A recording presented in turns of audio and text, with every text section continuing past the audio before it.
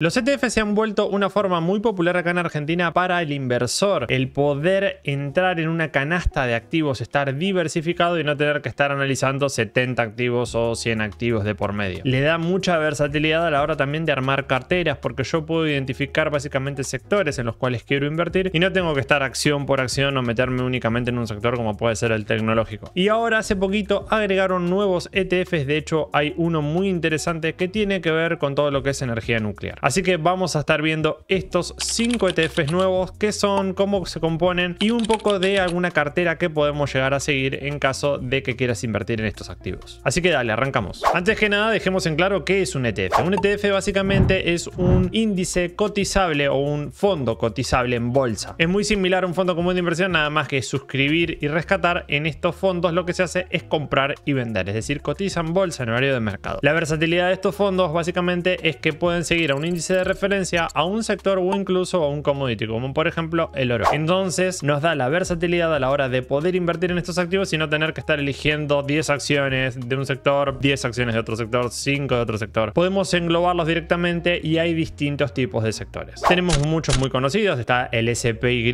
que vendría a ser el SPY, el del S&P 500, empresas muy importantes de Estados Unidos, las 500 más grandes. Después tenemos el índice Nasdaq, ¿no? El QQQ, que es el Nasdaq 100, las 100 empresas tecnológicas más importantes de Estados Unidos. Pero también tenemos de sectores, ¿no? El XLB corta, el XLF, que es el sector financiero, el XLE, que es el sector de la energía. Actualmente acá en Argentina disponemos de gran variedad y ahora se están agregando nuevos. Ya hace poco habían agregado un par, ahora vuelven a agregar, todavía no tenemos fecha. Esperemos que cuando salga este video ya esté disponible en el mercado, pero te paso a comentar estos 5 que la verdad están interesantes. Arrancamos con el primero. El primero se llama URA o URA, es un ETF de uranio y energía nuclear. Este ETF la verdad que va muy bien vinculado a todo lo que es la producción de uranio y tecnología nuclear. Este fondo básicamente replica el índice de uranio y la parte de composición nuclear. ¿Qué significa esto? Que vas a tener exposición en compañías como Cameco, una de las mayores mineras de uranio del mundo, y también proyectos innovadores de energía nuclear como Oklo o Nuxcle. Las ventajas es que estás invirtiendo justamente en este sector, pero la contra es que es un sector altamente volátil y depende mucho también de las regulaciones y el precio del commodity del uranio como tal. En sus principales posiciones, bueno, tenemos esta empresa, ¿no? Que se llama Cameco, CCJ, ese es el ticker. Luego tenemos Uranium Trust, 7,5% de participación, y Oklo, que tiene un 5,6%. Es ideal para los que buscan riesgos potenciales a largo plazo. Luego tenemos el SMH, ETF de semiconductores. Estos ETFs básicamente ya hemos tenido varios, pero acá centramos básicamente en ponderación algunos más relevantes, empresas líderes del sector. ETF básicamente replica los 25 de semiconductores y es un terreno clave para ver cómo le está yendo sobre todo al mundo tech. Si te interesa la inteligencia artificial, los autos eléctricos y la electrónica de consumo, bueno, este ETF claramente le da exposición. En sus principales top holding tenemos a Nvidia con el 21%, Taiwan Semiconductor con el 11,4% y WorldCom, que es ABGO, en el 9,4%. Es un ETF sensible a los ciclos de demanda y resultados corporativos, así que ojo bien con este tema de la volatilidad, sobre todo también en la parte arancelaria. Agregamos uno un poquitito más picante, que es el SPXL. Este no es un ETF particular como los que venimos nombrando hace mucho en el canal. Este ETF replica por 3 el rendimiento diario del S&P 500. Sí, escuchate bien, es decir, el S&P 500 sube un 1%, bueno, este ETF lo tiene que hacer por 3, es decir, es un ETF apalancado. Estos son ideales para instrumentos de trading táctico de corto plazo o esperar básicamente rebotes en el mercado, bien, posiciones de muy corto, y la verdad que viene muy bien justamente por este apalancamiento base que tiene. Obviamente cuidado con el delay, porque a veces el rebalanceo te puede llegar a jugar en contra. Si el mercado está lateral o algo volátil, podés perder con la baja del S&P 500. Principales holding obviamente tenemos Microsoft, Nvidia, Apple, Amazon y Meta, entre otros. Esto ya es para gestiones claramente agresivas, los cuales buscamos un trade de corto plazo. Pasamos al cuarto, que es el XLU. Este es uno muy conservador, bien, y agrupa a las principales empresas de servicios públicos como electricidad, gas y agua. Estas compañías tienen flujos de cajas estables y suelen pagar dividendos atractivos. Es un sector defensivo ideal para contextos de bajas de tasas de interés o cuando reducimos la volatilidad de la cartera. Así que si buscas algo más tranquilo, sin tanta complicación, bueno, tenés justamente este activo. Ya el último que nos queda es el CIB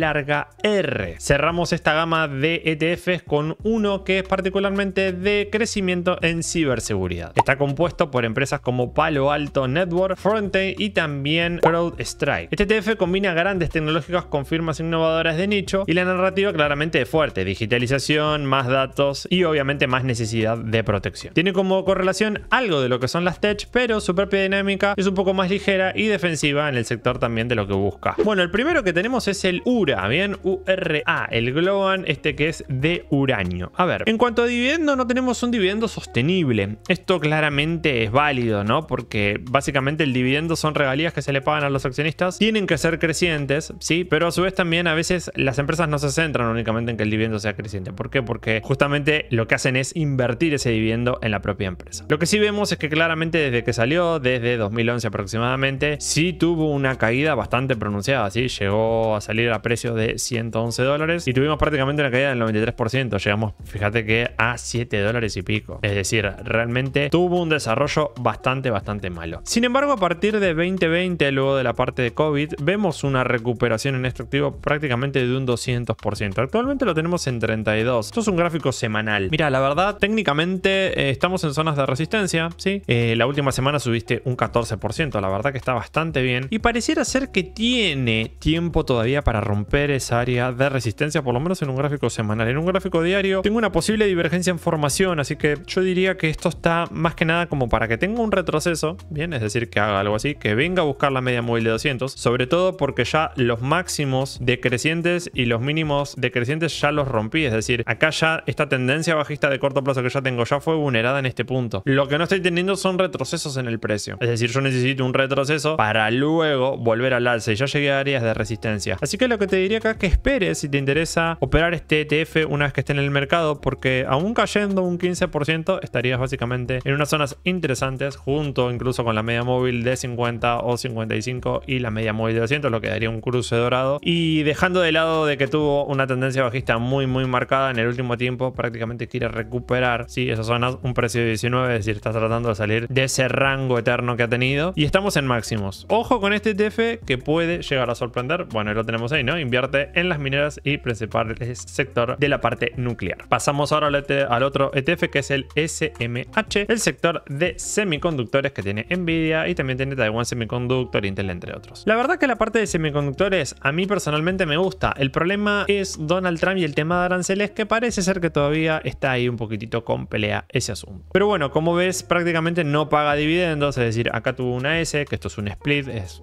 básicamente una división o agrupación de acciones. Se lo podemos dejar para otro video si querés, coméntamelo acá abajo y lo charlamos, bien, para que no te asustes, sobre todo cuando pasan estos sucesos. Por lo general, cuando entras al broker vas a tener la cuenta en negativo y no entendés por qué. Justamente puede ser por eso, por un split. Si te interesa saber básicamente qué es eso, déjamelo en los comentarios y tratamos de armar un video justamente para que se te quiten los miedos. Luego después tenemos, fíjate, que un dividendo de $1, bien, y después tuvimos otro dividendo más. La verdad que en dividendos no está del todo estable, pero bueno, esto claramente se centra en lo que es semiconductores, es decir, en crear nuevos productos y nuevos chips. Por parte de un gráfico diario, bueno, no veo algo de entrada, sí veo lateralización, el precio no ha caído lo suficiente, pero sin embargo en un gráfico semanal estamos bastante bien, ¿sí? Respetando a media móvil de 200, esto por parte de los aranceles, ¿no? Este miedo que hubo con respecto a Donald Trump, pero sí hay una muy buena zona de soporte en toda esta zona, ¿sí? Es decir, precios de aproximadamente 180, pero vamos a poner, sí, 170 y pico, más o menos, vamos a ajustarlo un poquito más. Esa franja más o menos me gusta bastante. Estamos ya casi en máximos también, no nos falta nada para llegar a máximos históricos y acá en semanal tenemos todavía un patrón de subida, pero no creo que le quede mucho más. Esto está muy relacionado con lo que hablamos anteriormente, es decir, yo creo que si puede llegar a subir un poco más a máximos, pero esperaría correcciones quizás en el precio para ver si lo puedo llegar a meter en algún activo. Y sí ha tenido buena subida, sí, 27%, fíjate que incluso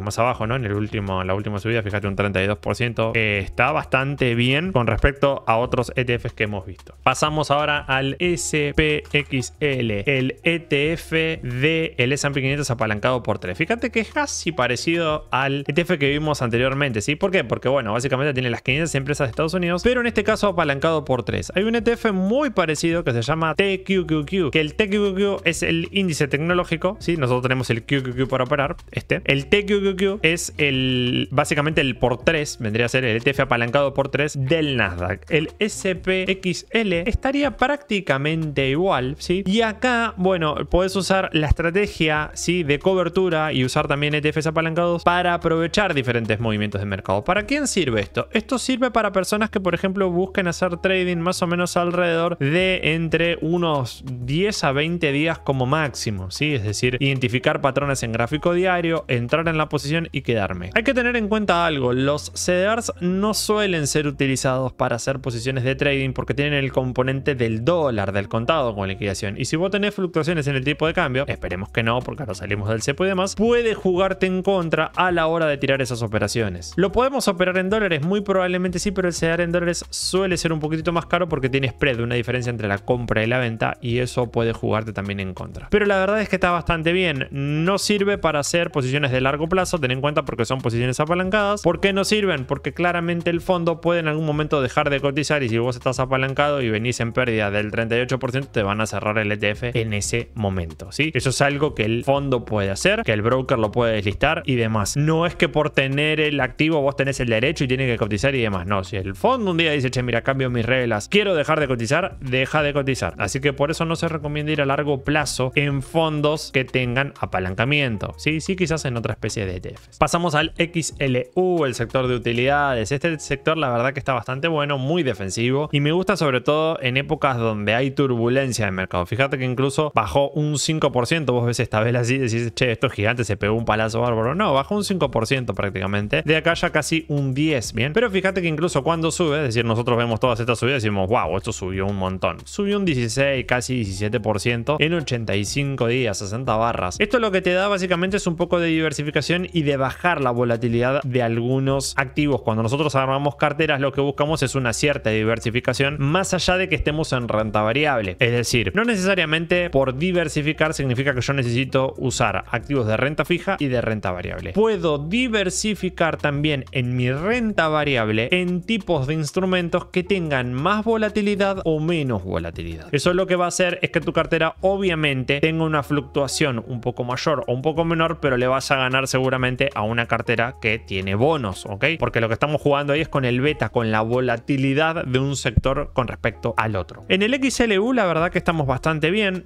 Hacerle un análisis técnico no consta mucho, es decir, estamos prácticamente en máximos históricos. La tendencia claramente es alcista, salvo más o menos acá en la crisis del 2008-2007, imagínate. Incluso también en la parte del COVID, ¿sí? Después cuando subieron tipos de tasa de interés, la verdad que el precio se mantuvo. Y sí, como vemos, paga un dividendo constante, ¿sí? Que está bastante bien, de 0.55 por 81 dólares, me parece bastante bien. Aunque como te digo, ¿no? Acá no esperes ganar 20-50% en un año. No, esto es un ETF muy tranquilito, en el cual lo que buscamos con esto es, si lo tenemos en composición con otros activos, bajar justamente el beta de la cartera. Y por el último ya tenemos el de ciberseguridad, ¿sí? Que es este, el CIRB, que también lo mismo, fíjate que lo tenemos en máximos, ¿no? Patrones prácticamente completos, salida por parte de MACD, algunas múltiples entradas por RSI, momentum debilitado y ADX también, y en máximos históricos, si no mal estoy viendo, sí, acá claramente no se puede entrar, tenemos claramente un área de resistencia y lo que esperaríamos es lateralizaciones o por lo menos que caiga un poquitito más. Si no llega a ser ese movimiento, no pasa nada porque vas a romper máximos históricos, la tendencia sigue siendo alcista, claramente hay una zona de soporte en esta zona, es decir, aproximadamente entre los 60. Aquí hay que tener un poco de cuidado, ¿por qué? Porque si el precio incluso llegara a caer a esta zona, no me estaría respetando la secuencia de mínimos crecientes, es decir, este mínimo prácticamente sería igual al anterior, ¿sí? Y acá tengo una línea imaginaria, vamos a trazarla de hecho para que quede un poquitito mejor el gráfico. ¿Ves? Lo vemos ahí, es decir, tenemos los dos máximos iguales, entonces ya no es tan alcista, tampoco es bajista, ¿sí? Esperaríamos que un pequeño retroceso hacia la media, líneas de tendencia, y luego ver si tenemos la fuerza necesaria como para continuar esta tendencia alcista que venimos llevando. Pero la verdad es que me parece bastante bien si te interesa invertir en todo lo que es ciberseguridad. No me parece del todo mal, fíjate que incluso hasta podemos trazar una especie de Fibonacci, ¿sí? Herramienta que te sirve para ver los retrocesos de mercado, y claramente me lo está dando la zona de oro entre 0.5 y 0.6, entre la media móvil, ¿sí? Precios de 62 aproximadamente. Acá igual hay que tener cuidado, ¿por qué? Porque en un gráfico semanal, como bien te comentaba, ¿no? Retroceder más o menos, sí, sería un 64, 62, más o menos la media móvil de 50 o 55, dependiendo de lo que te guste usar, en gráfico semanal. Así que la verdad estaría bastante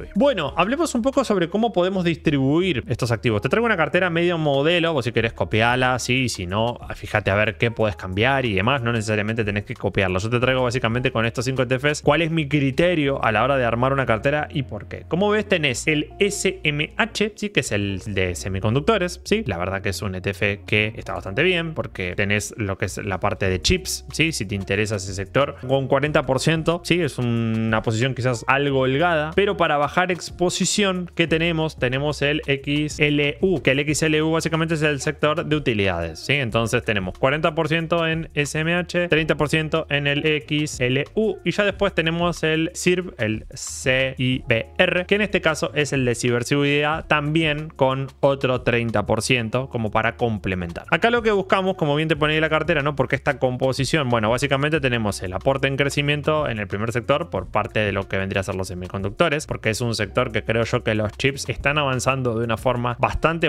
integral y a su vez también la misma inteligencia artificial va a ayudar a crear y potenciar nuevos chips en el mercado. Yo creo que ahí tenemos bastante como para crecer. Después tenemos el sector del XLU que da estabilidad, eso de bajarle el beta a la cartera, de bajar la volatilidad, por eso tenés un 30% y podemos hacer alguna combinación con innovación en el sector en la parte de ciberseguridad con este otro 30%. Es decir, la apuesta fuerte sería básicamente en el de semiconductores, no dejando de lado los otros. Puedes hacer algún mix de decir, che, mirá, no quiero entrar en el último y quiero entrar en el S&P 500 apalancado con posiciones de trade, ¿no? El que es por 3. Se puede, sí, yo te lo dejo acá básicamente como para armar algo simple. Fíjate que también te pongo 3 y no 5. Por lo general una cartera diversificada de ETFs con 3, 4 ETFs estás. Ya más, sí, es un poco sobre diversificar. Quizás 2 ETFs y un par de acciones. Se puede ir moviendo, pero ya mucho es como decir, poner un QQQ acá no tiene mucho sentido si tenés el SMH porque tenés básicamente el sector de semiconductores. El otro es el sector tecnológico, obviamente, ¿no? Pero ya te dejé en claro un poquitito en qué invierte cada cosa y cómo puedes armar tu cartera. Chicos, espero que este video les haya gustado. Si es así, manito arriba, suscríbanse. Espero que esta información haya sido totalmente de su agrado y que les dé un poco de claridad a la hora de entrar al mercado. Y como siempre, nos estamos viendo en los próximos videos, en los próximos directos. Chau, chau, cuídense.